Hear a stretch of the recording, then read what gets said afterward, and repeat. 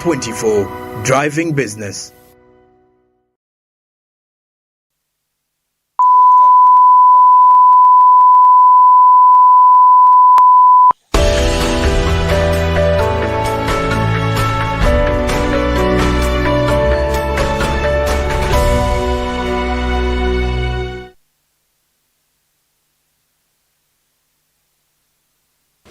All right, we'll be back from the break, and you're still watching The Point here on Smart 24 television. Also, a quick reminder, we are streaming live on YouTube. You can as well go on to there and watch our discussions and follow up as well. You can also share your views and in regards to what we are discussing here. Our Twitter handle is at Smart24TV now. Please remember to follow up and, of course, follow the conversation as well from there. On mainstream, the channel is 320 for the GOTV subscribers, and then DSTV is channel 372, as well as for those on free-to-air decoders, you can as well get us now, Smart 24 television. But if you want to stream, and of course, anywhere, anytime, you can download the Smart Digital app, and you can stream Smart 24 TV anywhere, anytime. Plus, listen to radio, Smart FM and NBS Cordell for those of you who are interested in other issues regarding the country's state for now. And of course, as you get to realize what we have as a country, we have a national budget that is 52.7 trillion shillings of that. When you come to think of it, in comparison, just roughly by comparing this in the US dollars, ours is $14 billion. The Kenyan budget is around $26 billion. The Rwandese budget is $4 billion. Tanzania's budget is $19 billion. Now, it does seem like Kenya has got a huge budget than ours, followed by Uganda. No, rather followed by Tanzania. Uganda comes in third. Rwanda comes in fourth. Well, you can easily see where every country is setting its priorities. But of course, with my two guests in studio this evening, we dig deeper in the priorities of our country. And when you look at some of the key priorities for Uganda, we have human capital development, which took the lion's share. That is followed by security and governance. Onto that, we have transport and infrastructure. We also have the private sector development, amongst which are some of the key priorities. And now I'll go to Mr. Francis Chisirinya. When you look at some of these priorities, let's start from human capital development for say. This has been a very key priority for the last few years as well, if you to look at it, because of the fact that the services sector and production are performing so well in Uganda. When you come to think of it, where are our priorities within this entire human capital development, or we are looking at it generally as it is? Yeah, thank you very much. I think first of all, let me step a bit backwards to really put a bit of context in the way we are progressing, to explain bit to the viewers. Yes. I think the direction that government is taking.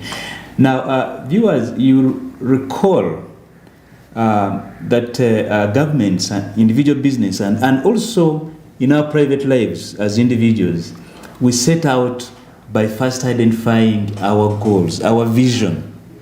What do we want to do in a time horizon? Let me say 5 years. Now, the government of Uganda developed what they call the NDP 3, the National Development Plan 3. It's like a business plan. It's like its plan for the next 5 years. It began about 2020. Okay?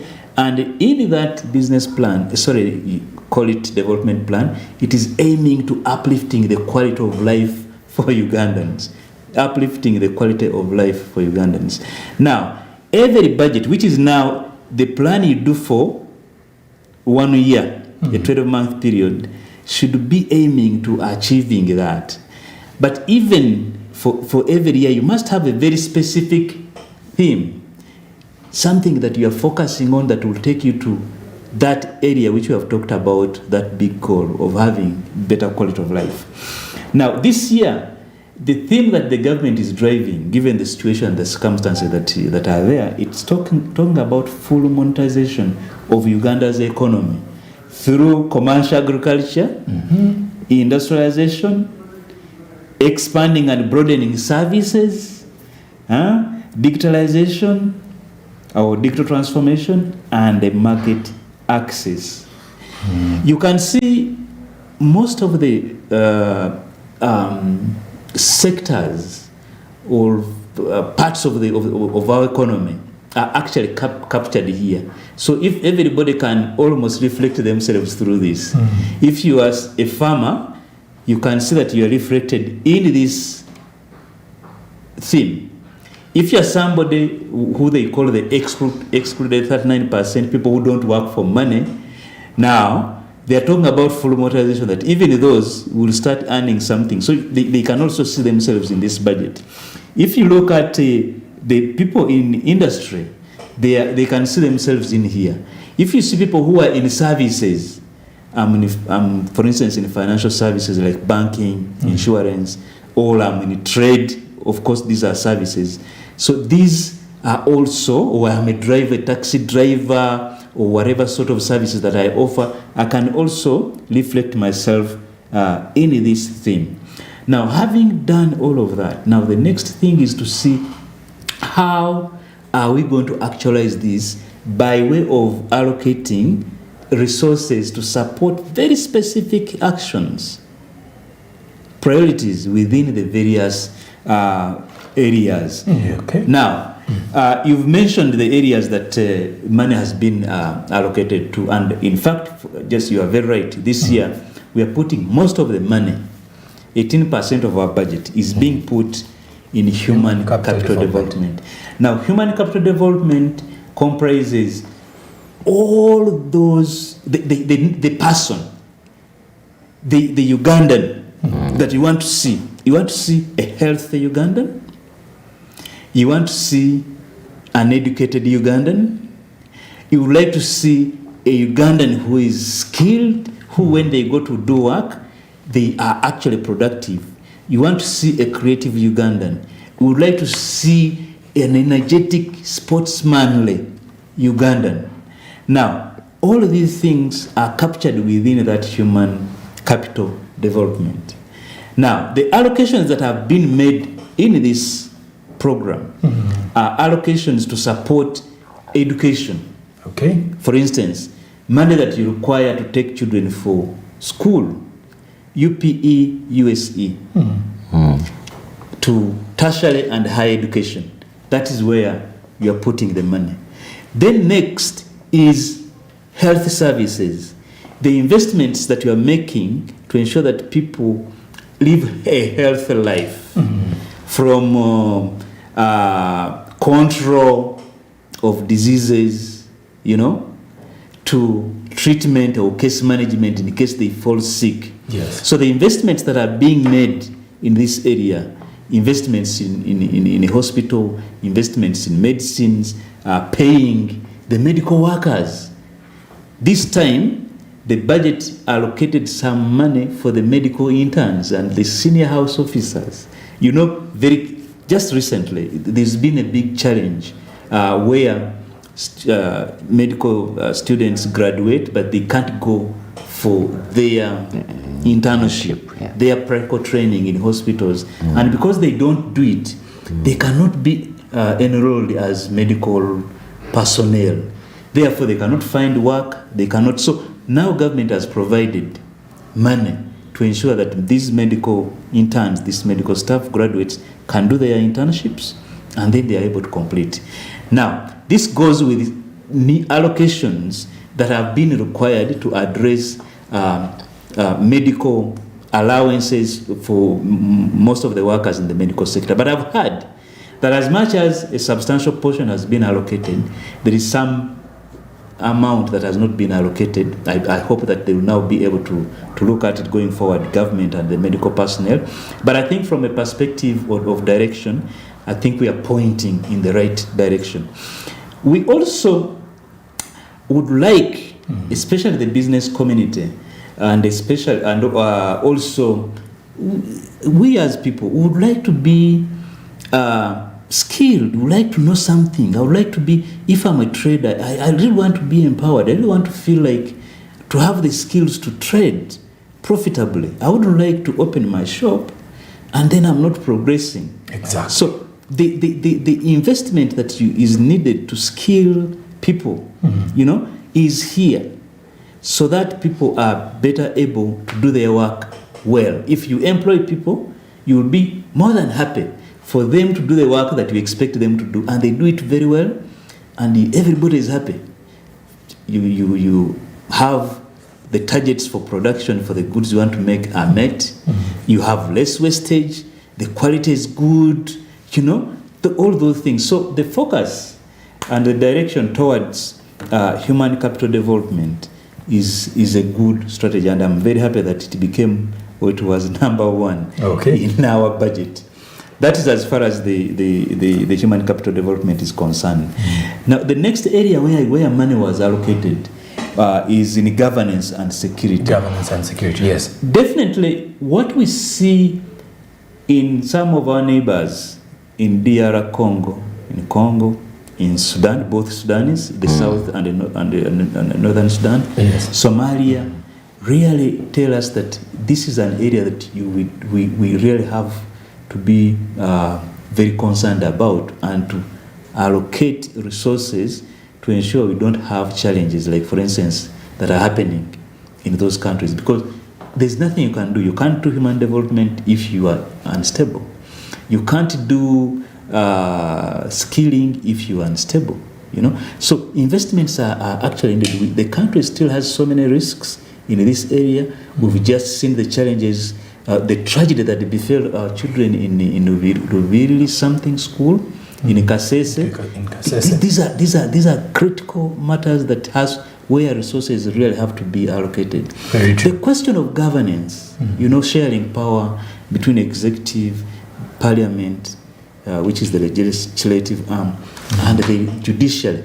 These are important things that make our democracy function, because there is checking and cross-checking. So allocating money to that is a good thing to do. Then transport infrastructure is the next area where resources are being allocated. And I think this is taking about 8.5 of the allocations.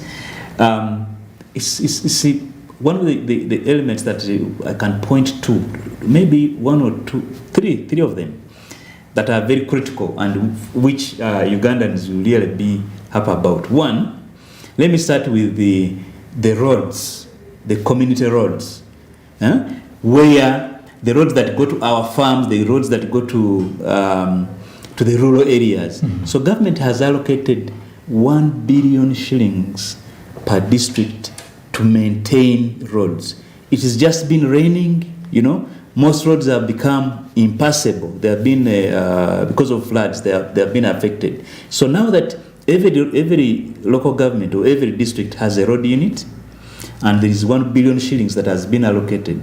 So the hope is that these roads will now be they will be maintained, and they will be in a motorable way, so that your bananas, your coffee can get to the market. They can be sold and be taken to the market. But also the goods you require, like you need salt, you need sugar, you need all these things can come to your area. So I think this is very important in my view. Then for those who live around Kampala, I think it is a special problem. Kampala has had a special problem with infrastructure. We just recently saw an exhibition of potholes.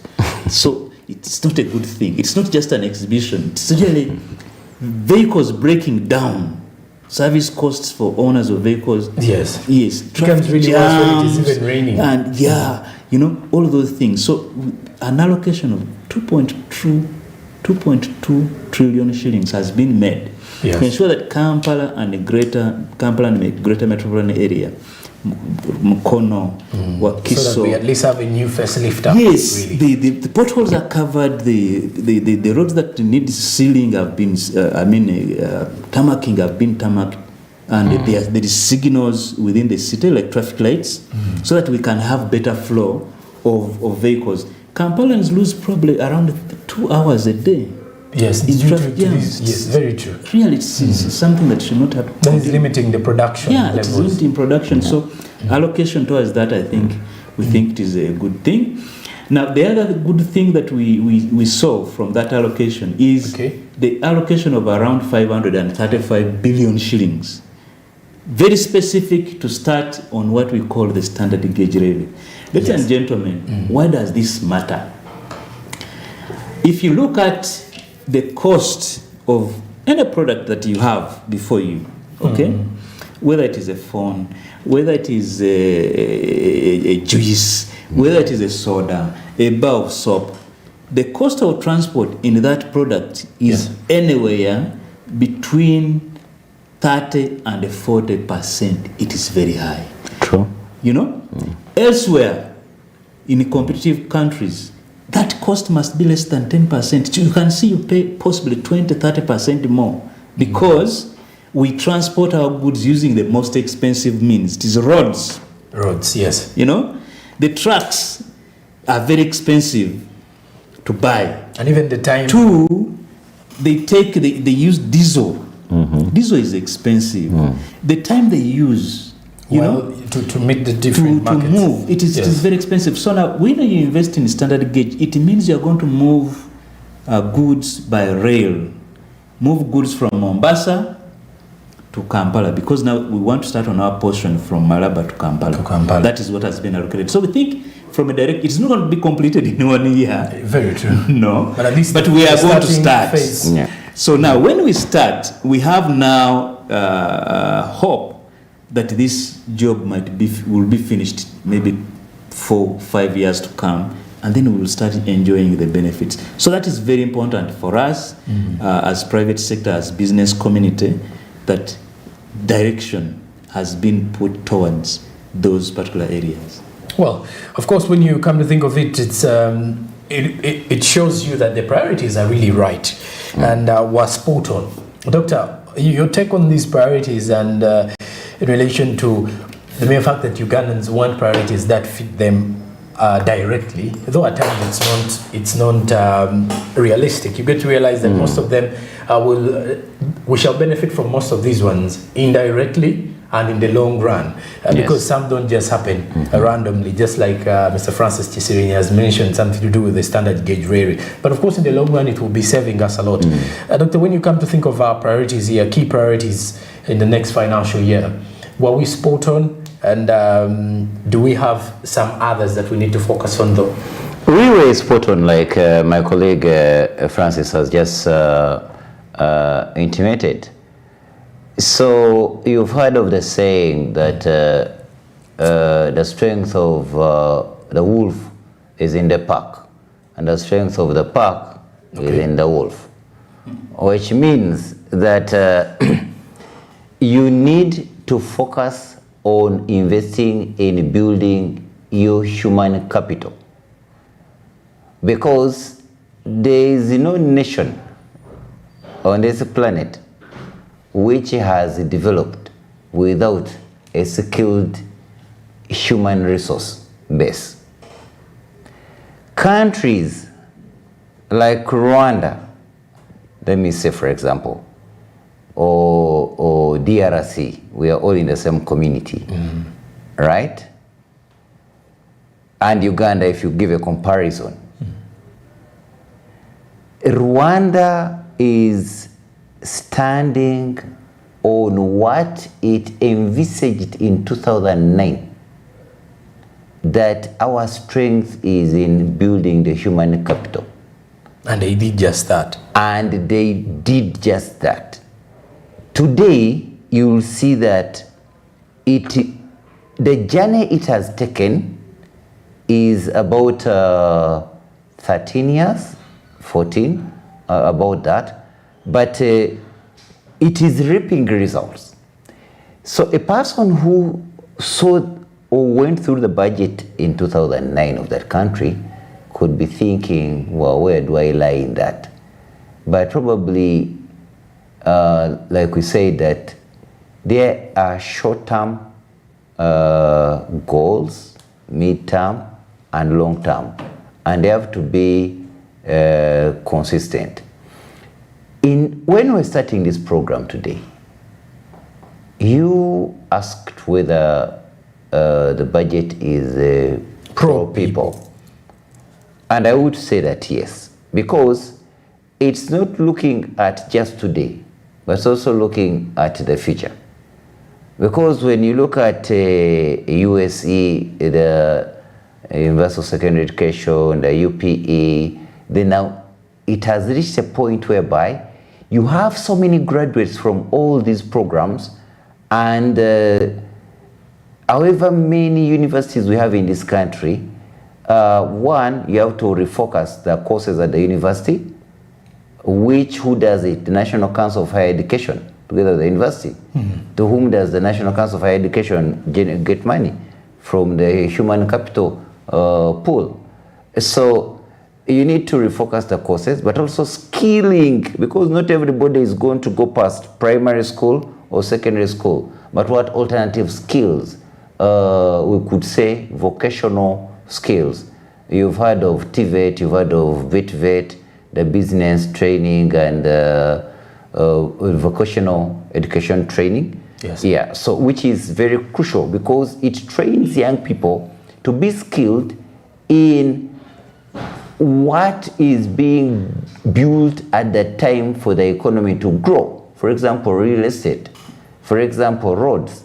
For example, industry. And industry, I mean right from the whole value chain. If we take agriculture, we look at right from the farm gate to the processing plant.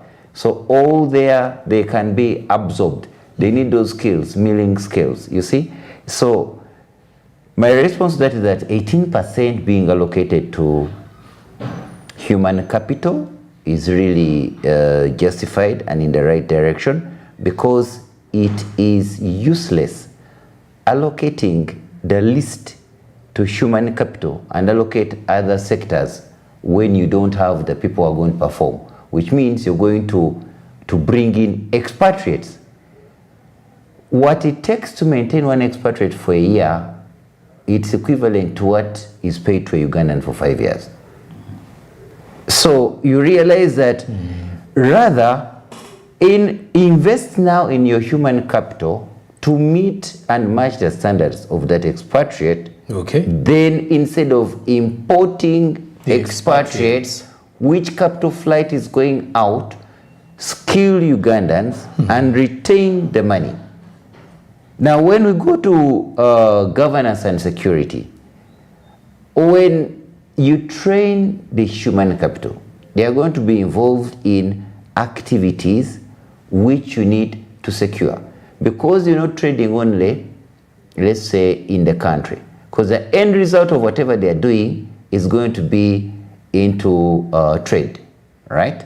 Somebody is going to sell, somebody is going to buy. They could consume at home, but they have to sell and buy, which means they're going to engage in national trade, regional trade, or even international trade. But how do you maintain consistency of production unless if you have a secure environment? One of the aspects of an enabling environment to business is security and governance. Yes. The governance systems have to be right and the security has to be there. If we are being attacked from all corners, it isn't secure.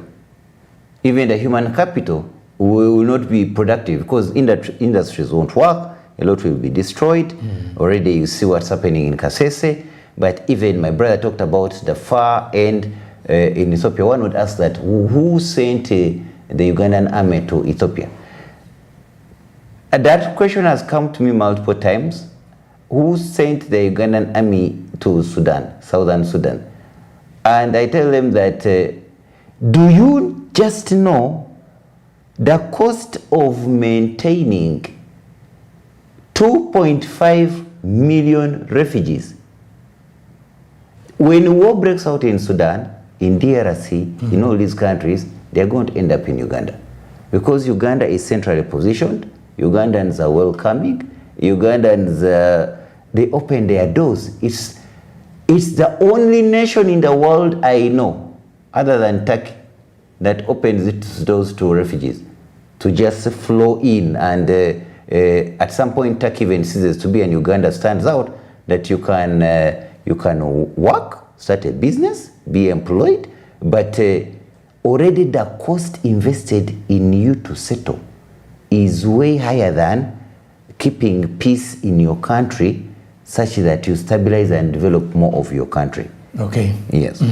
All right. And of course, conversations are heading into another break. But when we return again, we look at the private sector. Of course, this is a pivotal sector in regards to Uganda's economy. And of course, if we are to mention human capital, I think human capital development, again, we shall be rotating pretty much around the private sector a lot more because of the fact that Uganda's economy, which is free, as of now, you will get to realize there's a lot of room for investment.